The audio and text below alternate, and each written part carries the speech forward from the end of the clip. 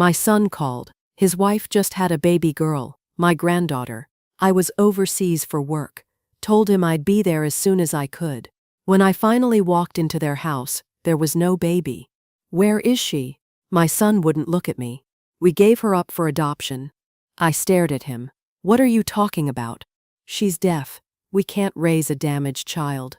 They'd thrown away their 5-day-old daughter because she couldn't hear.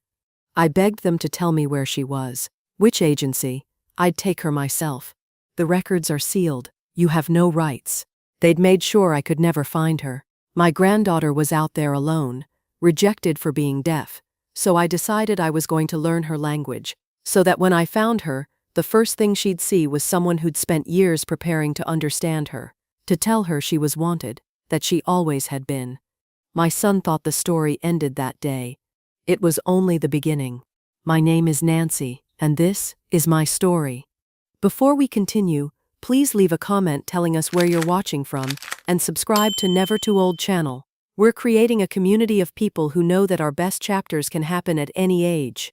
Now, back to the story. The phone rang while I was reviewing my keynote slides in the Hotel Business Center, Berlin, 3 days before I was scheduled to speak at the European Property Management Conference. Mom, it's happening.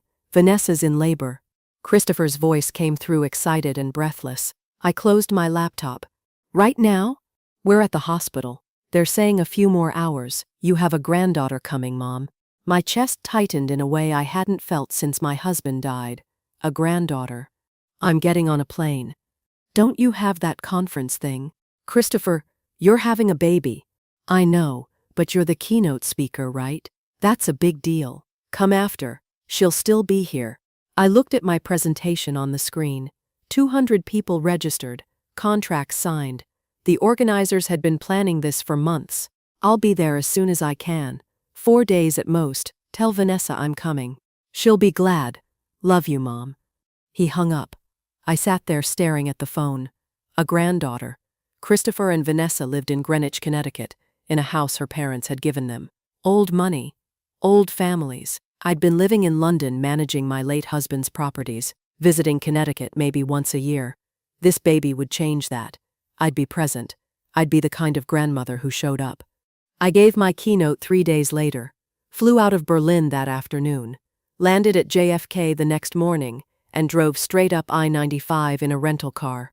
I'd stopped in Westport at a boutique and bought a silver rattle, a cashmere blanket, and a stuffed lamb. Too much, probably. I didn't care. Their house sat on Round Hill Road behind old maples and perfect hedges.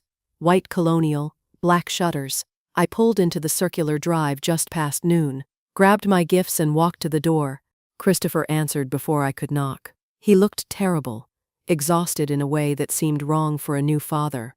Mom, let me see her. Where is she? He stepped back but didn't move aside. Come in. We need to talk first. The words hit wrong. Vanessa appeared behind him wearing white linen and a silk blouse. No baby in her arms, no spit up on her shoulder, no exhaustion in her face. Hello, Nancy. They walked me to the formal living room, the one with the antique settee and Vanessa's grandmother's portrait on the wall. Not the family room with soft furniture where you'd hold an infant. I stayed standing. Where's the baby? Christopher sat down. Vanessa sat beside him, hands folded. Sit down, Mom. I don't want to sit. I want to meet my granddaughter. He looked at his hands. Vanessa looked at me. Below, we placed her for adoption, she said. The room went quiet. I heard those words, but they wouldn't arrange themselves into sense. What are you talking about? The baby, Christopher said. We gave her up. It's already done. I set the gift bag on the floor. The house was too still. No crying, no bassinet, no baby sounds anywhere. You called me 4 days ago from the hospital. I know. You told me you were having a daughter. We did have a daughter. Vanessa's voice came out flat. And we made the best decision for our family. Where is she? Christopher finally looked up. She's with an agency. They'll place her when they find the right family. I'm the right family. Tell me which agency and I'll go get her right now. Vanessa shook her head. It's a closed adoption. We don't have to disclose that information. How old is she? She was born 5 days ago, Christopher said quietly. My granddaughter had been alive for 5 days, and they'd already given her away, while I was crossing an ocean to meet her. Why? Vanessa straightened. She's deaf. The hospital did a hearing screening before discharge. She failed it. They tested again, confirmed it. I stared at her. She's deaf. Yes.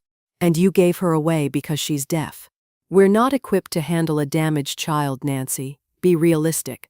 The specialists, the therapy, the time. My family wouldn't accept a defective grandchild in the family line. The word defective hung in the air between us. My hands were shaking. I pressed them flat against my thighs. Tell me where she is. Which agency? I'll adopt her myself. You can't. Christopher stood up. We already checked with lawyers. Grandparents don't have legal standing in adoption cases. The courts protect parental decisions. The records are sealed. They'd checked. They'd researched it. They'd made sure I couldn't stop them. If you could throw away your own child, I said, then you're not the son I raised. Christopher's face hardened. Then maybe you don't know me at all. You live in London. You visit once a year. You don't get to fly in and tell us how to run our lives. Christopher. Vanessa touched his arm, but he pulled away. It's done, Mom. She's gone. You need to accept that. I picked up the gift bag. The rattle shifted inside. I'll never accept it. I walked out, got in the rental car, drove until I saw a Marriott off the highway and checked in. The room had beige walls and a painting of a lighthouse. I sat on the bed in my coat. Then I lay down. Then I cried until my ribs hurt. Somewhere in Connecticut, my granddaughter was with strangers. Nobody who loved her. Nobody who wanted her. I cried until my head throbbed. Then I stopped and stared at the ceiling. Christopher was right about the law. I had no standing, no rights. The agency wouldn't tell me anything. The courts wouldn't help me. But I had money. I had time. And I wasn't leaving Connecticut without her. I sat up and called my office manager in London. Petra, I need you to handle things remotely for a while. I'm staying in the States. How long? I don't know yet. I hung up and opened my laptop, searched for private investigators in Connecticut, found one with good reviews and sent a consultation request. Then I searched for sign language classes, American Sign Language, the language deaf people use here. I found a beginner course starting next week at the library on West Putnam Avenue, registered and paid online. It was past midnight when I finally changed clothes and brushed my teeth. Looked at myself in the bathroom mirror, 54 years old, jet-lagged, eyes swollen. I didn't look like someone about to search for a child for years. But I would. However long it took, however much it cost. I'd learned to sign so that when I found her, I could tell her in her own language that I'd never stopped looking. I turned off the light. The next morning I found an apartment on Riverside Avenue and signed a year lease, bought a map of Connecticut at a bookstore and pinned it to the bedroom wall, found pushpins at the office supply store. I stuck the first pin in Greenwich, where she was born, where they gave her away. Tomorrow I'd add more pins, wherever the investigator told me to look, however many it took. I was bringing my granddaughter home. The sign language class met Tuesday and Thursday evenings at the Greenwich Library. 6 months after I'd pinned that first marker on my wall, I sat in a circle with 12 other students trying to make my fingers spell the alphabet. My hands wouldn't cooperate. The teacher, a deaf woman named Carol, demonstrated again. Her fingers moved smooth and quick. Mine fumbled over the letter G, couldn't hold the shape for H. Practice, she signed. Every day. Muscle memory. I practiced in my car, in the grocery store line. Before bed, my hands cramped. I mixed up B and F constantly. The private investigator I'd hired quit after 8 months, said the trail was too cold, the records too sealed. I thanked him and hired another one. Kept going to class twice a week. After the first year, I could hold basic conversations. My grammar was wrong half the time, but I could ask questions, understand simple answers. I started attending deaf community events in Stanford, coffee meetups at a cafe on Summer Street, a book club that met monthly. People were polite, but cautious. A hearing woman showing up, asking questions about adoption, about deaf children. Some thought I was a social worker. Others just kept their distance.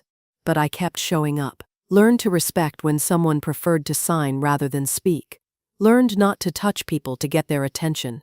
Learned that deaf culture had rules and history I needed to understand, not just a language to memorize. Eventually, a woman named Rita started talking to me. She taught at a deaf school in Hartford. Over coffee one afternoon, I told her about my granddaughter. They gave her up because she was deaf, I said, signing as I spoke. I've been looking ever since.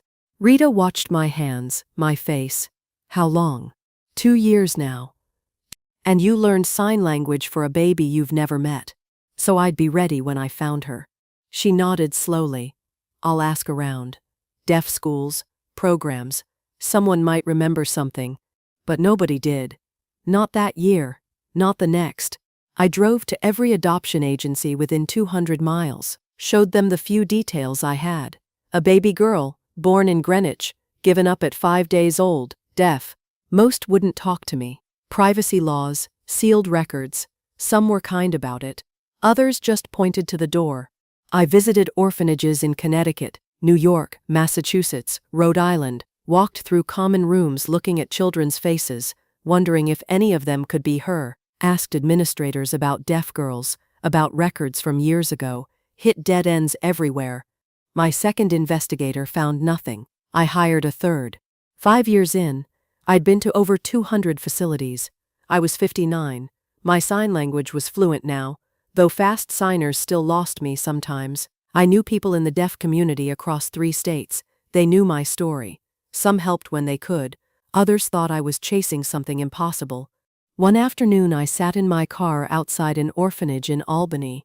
Another no. Another dead end. I put my head on the steering wheel and cried. She'd be 5 years old now. Walking, talking in whatever language she'd learned. Maybe she'd been adopted by a good family. Maybe she was happy. Maybe I should stop. But I couldn't. Not knowing where she was, who she was with, if anyone was signing to her. Not knowing if she ever wondered about the grandmother who'd tried to find her. I wiped my face and started the car. The deaf community started calling me the grandmother who never stopped looking. Some said it with admiration. Others said it like I was obsessed. Maybe I was. 10 years after I'd stuck that first pin in my map, I had hundreds of pins. Red for agencies I'd contacted, blue for orphanages I'd visited, green for deaf schools I'd checked. My apartment walls were covered with maps and lists and notes. I was 62. My hair had gone mostly gray. My knees hurt from all the driving, all the walking through facilities. But I wasn't stopping. Then, on a Tuesday morning in March, my phone rang. Is this Nancy, the woman looking for her granddaughter? The caller was a social worker named Jennifer. She worked at an orphanage in Richmond, Virginia. Someone in the deaf community had mentioned my search. I think I might know who you're looking for, she said. There's a girl here. She's been with us since she was an infant. She's deaf. She's 12 now. Nobody's ever adopted her. My hands went numb. 12, the right age.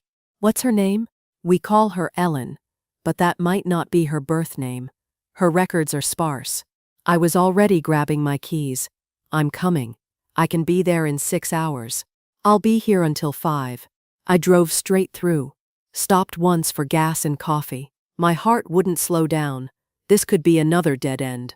I'd had calls like this before, leads that went nowhere. But something felt different. The orphanage sat on a quiet street in Richmond, a converted Victorian with a playground out back. Jennifer met me at the door. She was younger than I'd expected, maybe 30, with tired eyes. She's outside, Jennifer said. Recreation time. I haven't told her you're here. Didn't want to get her hopes up. We walked through the building, past bedrooms and a cafeteria and a room full of donated toys, through a back door to the playground. There, Jennifer said, pointing. A girl sat alone on a bench near the fence, small for 12, dark hair pulled back, hunched shoulders. While other kids played basketball and climbed on equipment, she sat separate. She does that, Jennifer said quietly. Keeps to herself. She's been passed over so many times. Families come, they meet the kids, they choose someone else. After a while, I think she stopped hoping. I couldn't move, couldn't breathe right. Can I talk to her? Go ahead. I walked across the playground. The girl didn't look up until I was close. Then she glanced at me quickly and looked away, the way you do when you're used to being invisible. I sat on the bench and signed. Hello. My name is Nancy. Her head came up fast, shock in her eyes. Adults didn't usually sign here. She signed back slowly, uncertain. I'm Ellen. Her signing was basic, limited vocabulary, like someone who'd learned the minimum and never gotten to use it much. Can I sit with you for a minute? She nodded. We sat quiet for a moment. I watched her hands, her face. Then I noticed it, on her left shoulder, visible where her t-shirt collar had shifted. A small birthmark, shaped like a comma. Christopher had the same mark in the same place. My throat closed up. Ellen, can I ask you some questions about where you're from? She shrugged, signed. Don't know much. Been here always. Always? Since baby. I looked back at the building where Jennifer stood watching, then back at Ellen. I need to go talk to someone inside, but I'm coming right back. Will you wait here? She nodded, that same empty expression, like she'd learned not to expect anything. I walked back to Jennifer on shaking legs. I need to see her records, everything you have. Inside, Jennifer pulled a thin file. Born in Connecticut, placed at 4 days old through a private agency, arrived at this facility at 6 months when the agency's temporary foster care fell through. Deaf, confirmed, no family contact, no adoption interest. The timeline fit, the location fit, the birthmark fit. I need a DNA test, I said. I think she's my granddaughter. Jennifer's eyes widened. You're serious? I've been looking for 12 years. I need to know for certain. It took 3 days to arrange through lawyers. 3 days where I drove back to Richmond every morning and sat with Ellen. We signed to each other. Simple conversations. She asked if I lived nearby. I told her I lived far away, but I'd traveled a long time to meet her. Why? She signed. Because I've been looking for someone, I signed back. Someone very important. The DNA results came back on a Friday. I was in my lawyer's office in Greenwich when he opened the envelope. 99.7% match, he said. She's your biological granddaughter. I put my face in my hands and sobbed. 12 years. 12 years of searching and driving and asking and hoping and nearly giving up, and I'd found her. The adoption process moved faster this time. I had money, a stable home, no red flags. Ellen's caseworker supported it. The orphanage supported it. Within 3 months, we were standing in a Virginia courthouse. The judge looked at Ellen. Do you understand what's happening today? Ellen signed and the interpreter spoke. Nancy's adopting me. I get to leave here. How do you feel about that? Ellen looked at me, then signed, good. The judge smiled and signed the papers. We flew to London the next week. Ellen sat by the window, watching clouds. I'd signed to her about the fresh start we'd have, about the flat in London, about how I'd promised I'd keep her safe, and I meant it. She nodded, then signed. Why did you look so long? I took her hand and signed back, because you're my granddaughter, and I never stop looking for family. She cried then. So did I. The plane lifted off and Ellen leaned against my shoulder. After 12 years in an orphanage, after a lifetime of being passed over, she was finally coming home.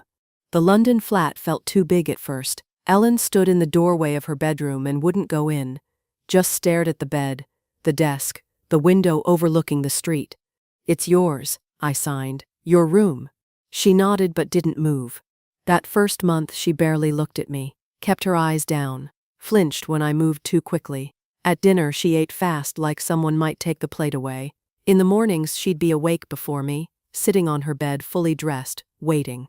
I'd hired a deaf consultant before we arrived. A woman named Miriam, who helped me retrofit the flat. Visual doorbell that flashed lights, smoke alarms that strobed, better lighting in every room so Ellen could see faces clearly. But the physical changes were easier than the rest of it. Ellen's sign language was basic, functional. The orphanage had taught her enough to get by, but not enough to really communicate. My signing was fluent after all those years of practice, but hers had gaps everywhere. We'd start a conversation, and she'd freeze, not knowing the signs she needed. I'd fingerspell words, she'd nod, but I could see the frustration. 3 weeks in, she signed thank you after dinner. Unprompted, just looked at me and signed it. I had to leave the room so she wouldn't see me cry. The second month, I enrolled her at a school for deaf students in North London. Therapy twice a week with a counselor who specialized in adoption trauma. Ellen went to both without complaint, came home tired and quiet. The other deaf students tried to include her. I'd watch during pickup, see them signing to her, inviting her to sit with them. She'd shake her head, sit alone. Her teacher pulled me aside one afternoon. She's struggling socially. The other students don't understand why she won't engage. She spent 12 years being rejected, I said. She doesn't trust it yet. The teacher nodded. We'll keep trying. I made mistakes, lots of them. I'd talk while signing, mixing English and sign language structure. One evening, Ellen's teacher called me. You need to sign pure American Sign Language at home, she said gently. Not Simcom, not English on your lips while you sign. Ellen needs full language immersion to catch up. I felt like I'd failed. I didn't know. Now you do. It's fixable. So I stopped speaking when I signed. It felt awkward at first, unnatural. But Ellen's comprehension improved within weeks. 6 months in, Ellen had a meltdown over math homework. She screamed, actually screamed out loud, which startled me because I'd never heard her voice before. Then she threw her textbook across the room, threw her pencil case, swept everything off the desk. I didn't know what to do, stood frozen in the doorway while she sobbed, loud and guttural. Then I sat on the floor and signed, I'm here, I'm not leaving, you're safe. She collapsed next to me. I held her while she cried. Her whole body shook. Later, her therapist explained it. Ellen's fear of abandonment ran deep. Any correction, any criticism, felt like rejection, like she was about to be sent away again. It's going to take time, the therapist said. Be patient, be consistent. By the end of that first year, things started shifting. Ellen made a friend. Another deaf girl named Sophie who wouldn't take no for an answer. Sophie just kept sitting with Ellen at lunch until Ellen finally started signing back. I learned visual parenting strategies. Get Ellen's attention before starting a conversation. Use clear facial expressions. Don't stand with my back to windows where light would shadow my face and make lip reading harder. Ellen's education had massive gaps. She could read at maybe a second grade level. Math was worse. The orphanage had given her minimal schooling. I hired a deaf tutor, a university student named James who used pure sign language. Ellen responded to him better than she'd responded to any hearing teacher. Slowly, she started catching up. The second year, Ellen joined the school's drama club. They performed stories in sign language, poetry, narratives. I went to every rehearsal, every performance, watched Ellen on stage using her hands to paint pictures in the air. I learned more about deaf culture from watching her. The beauty of it, the history, the community. This wasn't a disability. It was a language, a culture, a whole world I'd spent years learning about and was only now really seeing. One evening, Ellen asked me to tell her about the search, how I'd found her. We sat in the living room and I told her everything. The phone call from Christopher, the betrayal, the first pin on my map, 12 years of driving and asking and nearly giving up. Ellen cried, signed, You didn't give up on me. Never, I signed back. Not for one day. Why? Because you're my granddaughter. Because you mattered. Because they were wrong about you. She leaned against me. I thought something was wrong with me. All those years. Every family that came and left. I thought I was broken. You were never broken. By the third year, Ellen was thriving. 15 years old, and confident in ways I'd never imagined that scared 12-year-old could be. She performed in a regional sign language poetry competition. Didn't win, but didn't care. Just loved being on stage. I'd become part of a community of deaf parents in London. Went to meetups, advocacy events. Learned more every week about accessibility, about rights, about fighting systems that tried to diminish deaf people. One night, Ellen asked about her biological parents. We were making dinner together. She stopped chopping vegetables and signed, Why did they really give me up? I'd known this question would come eventually. I put down my knife. Because you're deaf, I signed honestly. They thought that made you damaged.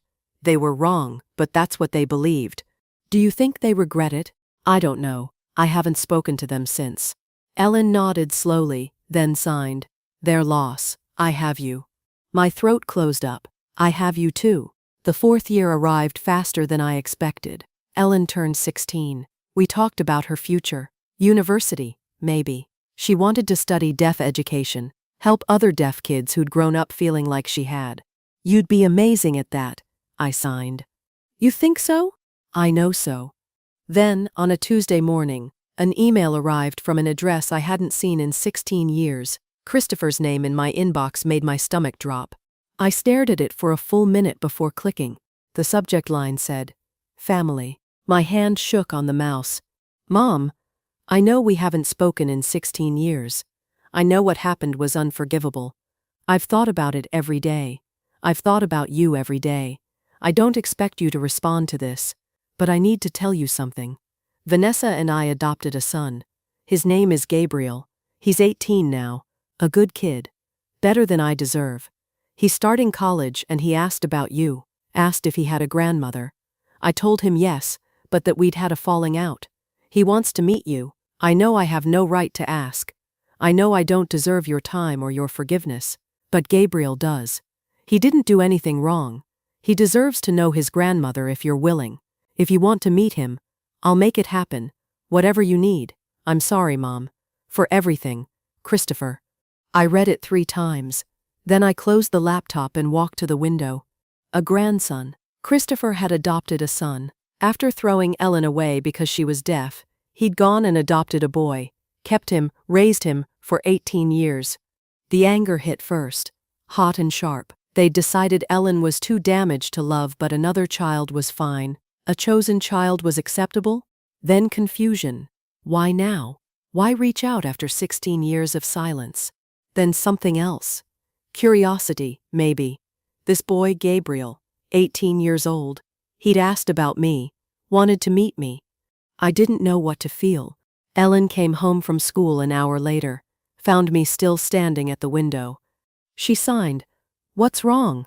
I got my laptop and showed her the email, watched her face as she read. Her expression went carefully blank. When she finished, she looked up at me. "A grandson." "I didn't know," I signed. "He never told me." "They adopted him." "Yes." Ellen was quiet for a long moment, then signed. "What do you want to do?" "I don't know. Part of me wants to delete it and pretend I never saw it. Part of me keeps thinking about this boy who didn't do anything wrong. He's adopted," Ellen signed. "Like me." "I know. Do you want to meet him?" I sat down on the couch. "Maybe. Is that wrong?" Ellen sat beside me. "It's not wrong. He's your grandson. So are you." "I know, but he doesn't know I exist, and he's asking about you." She paused, signed carefully, "If you want to go, I'll come with you." I looked at her. "Ellen, I can't ask you to face them. You're not asking, I'm offering. You shouldn't have to do this alone. They're the people who gave you up. I know who they are, but I also know who I am now. I'm not that scared baby anymore. I'm not even that broken 12-year-old. I'm okay, and you might need backup." I almost smiled. Backup? Moral support. Whatever you want to call it. I'm coming. They can't know who you are. Not yet. Not until I figure out what they really want. Ellen nodded. "So I'm just your adopted daughter from the UK. Which is true." "Which is true," she agreed. "When do we leave?" I looked at the email again, at Christopher's words about mistakes and forgiveness and this grandson I'd never met. "Soon," I signed. "Let me respond first. Set something up." Over the next week, I exchanged emails with Christopher, arranged to come to Connecticut, told him I'd be staying at my estate there. He offered to have us stay with them. I declined, told him I was bringing my adopted daughter. He said that was fine, said he looked forward to meeting her. I didn't tell him anything else. Ellen and I packed our bags. She was calmer about it than I was. The night before our flight, we double-checked everything. Passports, documents, phone chargers. Ellen looked at me across the suitcases. Signed, "Are you scared?" "Terrified," I signed back. She smiled. Signed, "We've got this, Mom." Mom. She'd started calling me that over a year ago. Every time it made my chest tight. The next morning, we flew out of Heathrow. Ellen slept on the plane. I watched clouds and thought about what waited in Connecticut. About Christopher and Vanessa and this grandson I'd never met. About Ellen sitting beside me, strong and whole, heading back to face the people who'd decided she wasn't worth keeping. The plane landed at JFK 7 hours later. We cleared customs, got our rental car, and drove north. Toward Greenwich. Toward whatever came next. The Connecticut estate sat on 3 acres in Greenwich, the same town where Christopher still lived. I'd bought it years ago, before everything fell apart, before I'd moved to London, before I'd spent 12 years searching. The house smelled like dust and closed windows when we arrived. Ellen helped me pull covers off furniture, open curtains, turn on lights. We spent the afternoon making the place livable again. That evening, I sent Christopher an email. Simple. Direct. I'm in Connecticut. When can we meet? His response came within an hour. Tomorrow? There's a restaurant on Greenwich Avenue. Neutral ground. Whatever makes you comfortable. I wrote back. Tomorrow at 6. I'm bringing Ellen. Looking forward to it, he replied. I wasn't. The next evening, Ellen and I arrived at the restaurant early. A quiet place with white tablecloths and soft lighting. I'd chosen it deliberately. Public, safe, easy to leave if I needed to. We sat near the window. Ellen watched the street, her hands folded in her lap. I could see the tension in her shoulders. You okay? I signed. She nodded. Just nervous. We can leave any time. I know. At 6:15 they walked in. Christopher first, then a woman who had to be Vanessa, then a tall young man behind them. I hadn't seen my son in 16 years. He looked older than 46, gray at the temples, lines around his eyes, thinner than I remembered. He wore a button-down shirt that had been expensive once, but was worn at the collar now. Vanessa looked diminished, still put together, but her clothes weren't designer anymore. Her jewelry was costume, not real. She held herself stiff, like she was performing composure. The young man behind them had to be Gabriel. Tall, dark hair, kind eyes. He looked curious and a little nervous. Christopher reached me first. Mom. I stood. Didn't hug him, just looked at him. Christopher, thank you for coming, for agreeing to this. He gestured to the table. Should we sit? We sat. Gabriel took the seat across from Ellen. Christopher made introductions. Mom, this is Gabriel. Gabriel, this is your grandmother. Gabriel smiled at me, warm and genuine. Hi, Grandma. I've wanted to meet you for a long time. His voice was kind, nothing like his parents' careful tones. Gabriel, I said. It's nice to meet you too. I turned to Ellen. This is Ellen, my adopted daughter from the UK. I found her in an orphanage when she was 12. She's deaf. Gabriel's face lit up immediately. He looked at Ellen and his hands came up, moving through signs. Hello, he signed. Nice to meet you. Ellen's eyes went wide. She signed back. Hi, you know sign language? A little. Gabriel signed and spoke at the same time. I'm really rusty, studied it in high school. Your signing is good, Ellen signed back. I watched Vanessa's face. A flicker of something passed across it. Discomfort, maybe, but no recognition. Christopher looked uncomfortable too, but for different reasons. Old guilt, perhaps. The waiter came. We ordered. Christopher tried to make conversation. So, Mom, how have you been? How's London? Fine. Still managing properties? Yes. He nodded. Tried again. I've regretted so much. What happened? How we left things. I think about it all the time. I looked at him directly. Do you? Yes. I was young. Stupid. I made terrible decisions. Vanessa touched his arm, but he kept going. I want to make it right, if that's even possible. I didn't respond. Turned my attention to Gabriel instead. Asked him about school, about his plans. He lit up talking about community college, not a prestigious university. He wanted to study something. He wasn't sure what yet. Maybe social work. Maybe education. Why social work? I asked. He shrugged. I like helping people, and I think I understand what it's like to feel like you don't fit. Ellen was watching him carefully. I asked Christopher and Vanessa about their lives. They talked about downsizing and simpler living. When I asked direct questions, their answers stayed vague. Christopher mentioned they'd moved to a smaller place. Vanessa changed the subject when I asked why. Something felt off, but I couldn't identify what. Gabriel kept talking to Ellen, kept signing despite his rustiness, asked her real questions about what it was like being deaf, about the orphanage, about London. How long were you there? He asked. In the orphanage? Ellen's hands moved slowly. My whole childhood, from when I was a baby until Nancy found me. That must have been hard. It was. Gabriel nodded. Something in his expression said he understood more than most people would. When dinner ended, Christopher asked if we could meet again. Gabriel really wants to get to know you, he said, and I'd like to if you're willing. I looked at Gabriel, at his hopeful expression. We can meet again. Christopher's relief was visible. Maybe at your place next time? Less formal?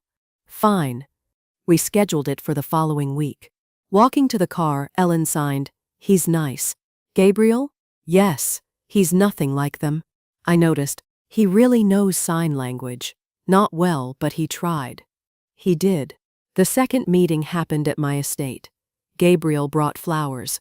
Real ones, not expensive. Grocery store bouquet. He gave them to both of us. For Grandma and Ellen, he said. Christopher and Vanessa made awkward small talk in the living room. I answered in monosyllables. Ellen sat quiet. After 20 minutes, Gabriel asked Ellen if she wanted to see the garden. She looked at me. I nodded. They went out to the terrace while I sat with Christopher and Vanessa in increasingly uncomfortable silence. Through the window, I could see Gabriel and Ellen signing, laughing. Something was happening between them, a connection. Christopher followed my gaze. He's a good kid. He seems like it. We're proud of him. I didn't respond to that. The third meeting, Gabriel came alone, said his parents had something to do, but he wanted to visit if that was okay. It was more than okay.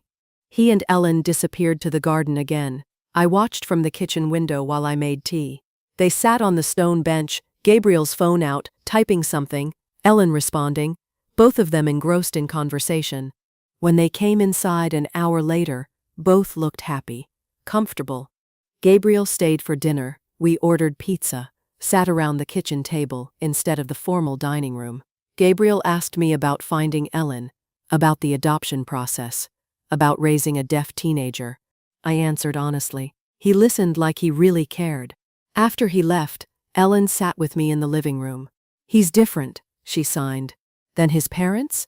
Than anyone I've met. He gets it. The adoption thing. Feeling like you're supposed to be grateful all the time. Did he say that? Not exactly, but I can tell. The fourth meeting, Gabriel came over in the afternoon.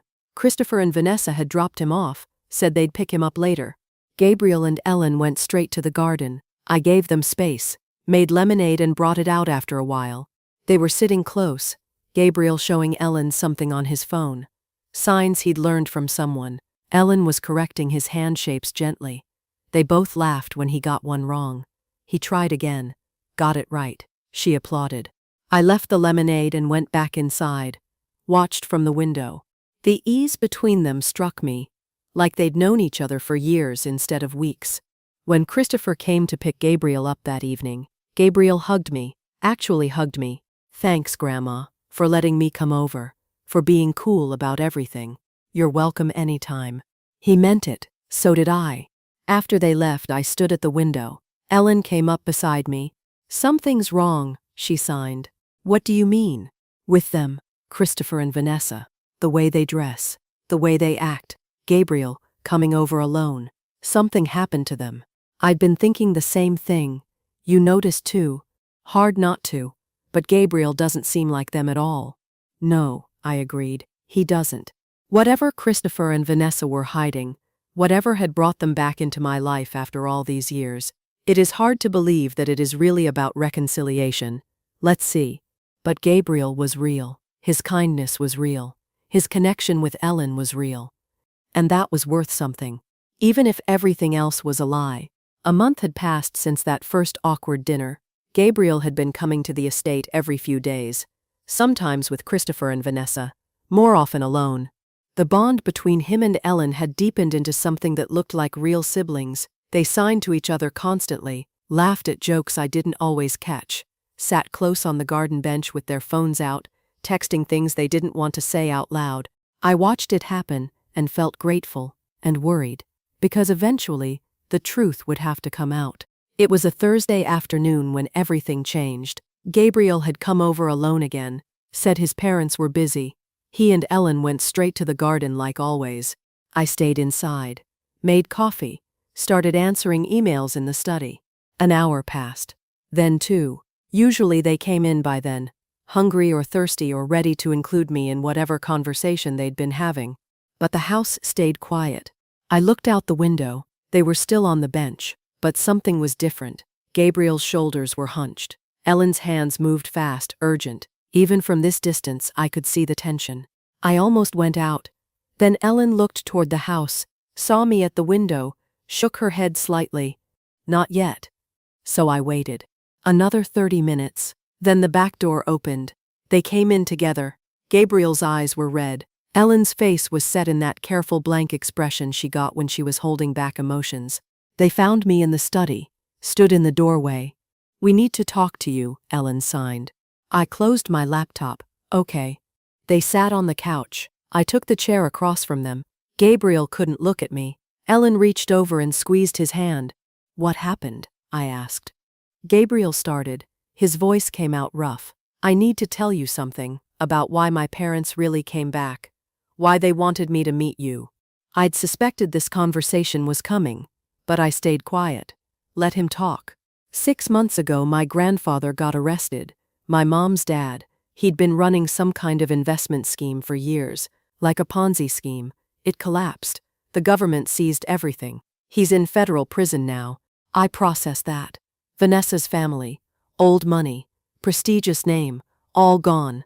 Gabriel continued. They lost everything. The house, the cars, the savings, all of it. My dad lost his job because he only had it through connections to my mom's family. Now those connections won't touch us. "Where are you living?" 2-bedroom apartment, other side of town. They're facing bankruptcy. They owe money everywhere. The pieces clicked into place. The worn clothes, the vague answers, the desperation under Christopher's apologetic performance. "And they came back to me for money," I said. Gabriel nodded, couldn't meet my eyes. "They coached me. Before we came to that first dinner, told me what to say, how to act. They said you'd help if I played up the grandson thing, that you'd feel guilty about missing out on my childhood and want to make it up to me." Ellen was watching me carefully, checking my reaction. "And you went along with it," I said to Gabriel.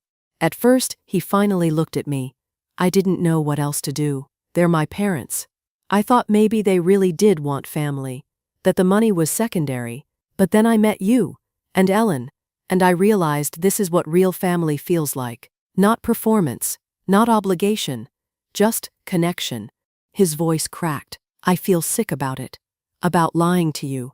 About being part of their scheme. You and Ellen are the first people who've ever made me feel like I could just be myself, and I'm here under false pretenses." "You're 18, I said. "You're here because they brought you. That's not your fault." But I kept coming back. I kept letting them think their plan was working.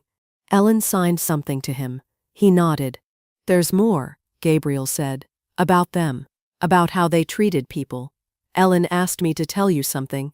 About when I was younger." He took a breath. "When I was 16, I dated a girl, Hannah. She was deaf. I learned sign language for her. We were together for 6 months. My parents found out and lost their minds. I could see where this was going. My chest tightened. They said I couldn't date those people, that it would ruin my prospects, that deaf people had their own world and I didn't belong there. They made me break up with her. I was 17. I did what they told me." His hands clenched. "I've regretted it ever since." Ellen's face had gone very still. "That's why my signing is rusty," Gabriel continued. "I haven't used it since then. Couldn't stand thinking about Hannah, about what I did." The room went quiet. Then Ellen started signing. Gabriel watched her hands. "She's saying I need to tell you something now," he said. "About her." I looked at Ellen. "What is it?" She took a breath, then signed and spoke at the same time. "I'm not just some adopted girl Nancy found. I'm your parents' biological daughter." Gabriel's face went blank. "What? What?" Ellen kept going, her hands steady, even though I could see them trembling. "They gave me up for adoption when they found out I was deaf. I was less than 2 weeks old. Nancy was flying from London to meet me. By the time she got here, I was already gone. They'd given me to an adoption agency and wouldn't tell her where. Gabriel sat frozen. Nancy searched for me for 12 years, Ellen continued. Every orphanage, every agency, every deaf school. She finally found me when I was 12. I'd been in an orphanage my whole childhood. Nobody wanted to adopt a deaf kid. No, Gabriel said. That's not, they wouldn't, but he could hear the truth in his own voice. They would. They had. They gave you away because you were deaf, his voice came out flat. And then they adopted me, because I was perfect. Ellen nodded. Gabriel stood up, sat back down, put his head in his hands. The same people who made me break up with Hannah because she was deaf. They threw away their own baby for being deaf. Ellen signed. It's not your fault. I know. He looked up. His face was wet. But they kept me. They raised me. And you were alone in an orphanage for 12 years because they decided you weren't worth keeping. I couldn't speak. Watching Gabriel process this, watching him connect the pieces. He stood up again, started pacing. I can't go back there. I can't look at them knowing this, knowing what they did to Ellen, knowing they only brought me here to manipulate you. He stopped in the middle of the room, turned to face me. I'm 18. I can choose where I live. His voice shook. Can I stay here, with you and Ellen? Of course you can stay, Gabriel, I said. This is your home now. His face crumpled. Ellen stood up and hugged him. He held on to her like she was the only solid thing in the room. Over his shoulder, Ellen looked at me. What do we do now? Now, I said. We tell them the truth, all of it. Let them know we know about the money, about the scheme, about who Ellen really is. Gabriel pulled back. When? Soon. I'll invite them to dinner. Here, we'll end this. I should be the one to tell them, Gabriel said. About the money. About what I know. You don't have to. I do. I was part of it. Even if I didn't want to be. I need to own that. Ellen signed. We'll do it together. All three of us. I looked at them. My 2 grandchildren. One I'd searched for. One I'd just found. Both choosing truth over comfort. Both choosing this makeshift family over the one that had used them. Together, I agreed. Gabriel sat back down. Ellen sat beside him. I moved to the couch and sat on Ellen's other side. We stayed like that for a long time. The 3 of us, processing, preparing for what came next. Outside, the sun started setting. The garden filled with shadow. Inside, we held each other, a grandmother and 2 grandchildren, ready to face the people who'd hurt us. Ready to end this. 3 days after Gabriel and Ellen told me everything, I sent the invitation. Christopher, Vanessa, please come to dinner at my estate this Saturday at 7. There's something we need to discuss. Christopher's response came within the hour. We'd love to. Thank you, Mom. See you then. I could read the hope in those words. The assumption that I was finally ready to help them, that their plan had worked. Saturday arrived cold and clear. Gabriel had been staying in one of the guest rooms since Thursday, hadn't gone back to his parents' apartment. They'd called twice. He'd let it go to voicemail. That afternoon, the 3 of us prepared, set the dining room table with the good china, made a roast with vegetables, opened a decent bottle of wine to let it breathe. Gabriel was quiet, kept checking his phone, setting it down, picking it up again. You don't have to do this, I said. Ellen and I can handle it. No, he put the phone in his pocket. I need to. I was part of their plan. I need to own that. Ellen touched his arm. Signed. We're with you. He nodded, tried to smile. At 7 exactly, the doorbell rang. I answered it. Christopher and Vanessa stood on the porch. They'd dressed up. Christopher in a suit that used to fit better. Vanessa in a dress that had been expensive once. She held a bottle of wine. Nancy, Vanessa smiled. Too bright. We brought wine for tonight. Come in, I said. They followed me to the dining room. Christopher's eyes went to Gabriel, who sat at the table next to Ellen. Gabriel, I thought you'd be home by now. Change of plans, Gabriel said. We sat. I served the roast, poured wine, made small talk while they settled in. Christopher tried too hard to fill the silence, asked Gabriel about college plans, complimented the house. Vanessa added agreement to everything he said. Ellen sat quiet. I could see her hands in her lap, clenched tight. We ate. I let them relax. Let them think this was going the way they'd planned. Dessert came out.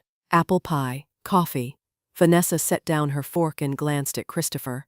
Nancy, she said, we wanted to talk to you about something important. Before you continue, I said, I have something to tell you both. I stood, set down my napkin. Gabriel and Ellen sat straighter. This is Ellen, but I haven't been entirely truthful about who she is. Christopher's face shifted to confusion. Vanessa went still. Ellen isn't just an adopted daughter I found 4 years ago. My voice came out steady, cold. She was in that Virginia orphanage for 12 years before I found her, since she was less than 2 weeks old. Vanessa's hand started shaking. Her fork clattered against the plate. Given up for adoption by parents who didn't want a deaf baby, who thought she was damaged, who wouldn't even tell the grandmother where she was. Christopher's fork stopped halfway to his mouth. I searched for her for 12 years, I continued. Every orphanage, every adoption agency, every deaf school and program across 6 states. I learned sign language so that when I finally found her, I could communicate with my granddaughter in her own language. Nancy, Vanessa's voice came out thin. That's not what this is. That's not. Her birthmark matched Christopher's. Same place, same shape. Her background matched the timeline. The DNA test confirmed it with 99.7% certainty. I looked at Christopher. This is your daughter, the granddaughter you threw away. Christopher put down his fork. His face had gone gray. You cut me off when I begged you to reconsider, I said. You gave her away at less than 2 weeks old and wouldn't tell me where. I arrived from London to meet her, and she was already gone. Vanessa started crying. Not sad tears, panic tears. We didn't know, she said. We were young. We didn't know how to handle a deaf child. You were 28 and 30, I said. You had money, resources, family. You didn't want her. There's a difference. Gabriel stood up. And I know why you're really here. Not for family, not for reconciliation, for money. Christopher turned to him. Son, that's not true. I told them everything, Gabriel said. His voice shook but held steady. Grandfather's Ponzi scheme, the bankruptcy, how you coached me before that first dinner, how you told me to play up the grandson angle because Grandma would feel guilty and help. Christopher's mouth opened. Nothing came out. I heard you practicing, Gabriel continued. What you'd say when you finally asked her for money, how you'd frame it, what words to use. Vanessa was sobbing now.